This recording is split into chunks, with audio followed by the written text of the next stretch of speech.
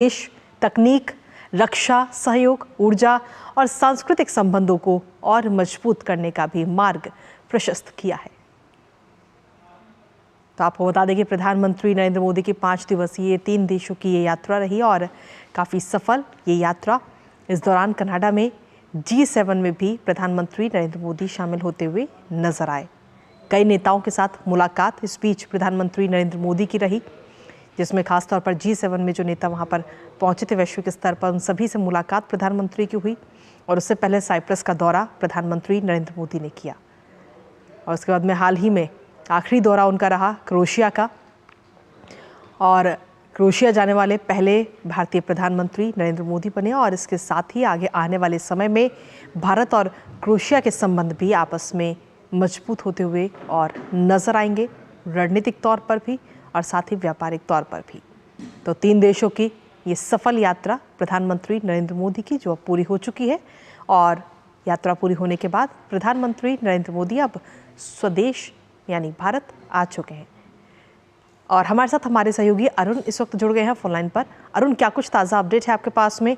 5 दिवसीय 3 देशों की ये यात्रा काफ़ी सफल रही प्रधानमंत्री नरेंद्र मोदी की। अरुण, बिल्कुल, देखिए कि 2 देशों की एक तरह से आप कह सकते हैं ऑफिशियल विजिट थी और कनाडा के अंदर प्राइम मिनिस्टर नरेंद्र मोदी ने मल्टीलैटरल प्लेटफॉर्म G7 समिट के अंदर शिरकत की थी। इस बात को हम जानते हैं कि मल्टीलैटरल प्लेटफॉर्म्स हो या बायलैटरल जो तमाम लीडर्स हैं, उनके साथ में प्राइम मिनिस्टर मोदी ने आतंकवाद के मुद्दे को बड़ी ही जोर शोर से उठाया था।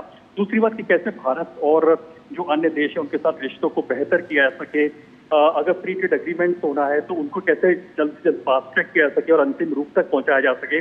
तो प्राइम मिनिस्टर मोदी का जो फोकस इस पूरी जो 3 देशों की रहा वो प्राइमरीली ये रहा था कि कैसे जो आर्थिक मोर्चे के ऊपर रिश्तों को मजबूत बनाया जा सके, चाहे साइप्रस हो चाहे क्रोएशिया हो। और दूसरी तरफ कनाडा के अंदर G7 समिट के अंदर मल्टीलैटरल प्लेटफॉर्म के ऊपर आतंकवाद जैसे मुद्दे को बड़ी जोर शोर से उठाया।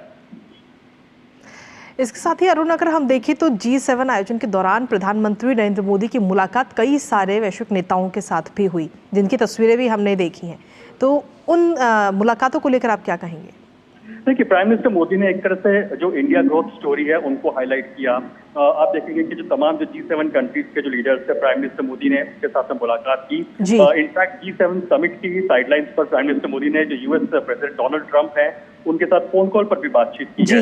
तो इस बात को दर्शाता है कि कैसे जो भारत है, और जाहिर सी बात है कैनेडियन जो लीडरशिप उन्होंने भी कहा कि भारत को नजरअंदाज नहीं किया जा सकता है। भारत और जो भारत के जो लोग हैं, जो 140 करोड़ लोग हैं, ये उनकी ताकत है कि बार बार वो G7 में उनको इन्वाइट किया जाता है और साथ ही साथ कैसे उसके बिना G7 का उसको सोचना भी एक तरह से मुश्किल है। तो जाहिर सी बात है कि भारत के जो बढ़ते हुए कद को भी कहीं ना कहीं दर्शाता है।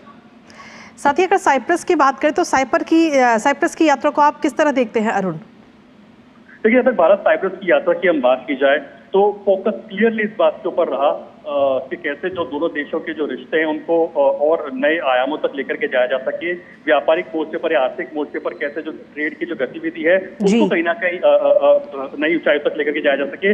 लेकिन प्राइमरीली सिंबॉलिक काफी ज्यादा थी जो भारत की जो साइप्रस की जो यात्रा कही जा सकती है। एक तरह से आतंकवाद को लेकर के प्राइम मिनिस्टर मोदी ने बहुत ही बड़ा वक्तव्य दिया, साफ तौर पर कहा कि कैसे साइप्रस भारत के साथ खड़ा हुआ है और कहीं ना कहीं साइप्रस ने भी जो पहलगाम का जो आतंकवादी हमला था उसको कहीं ना कहीं उसकी निंदा की है।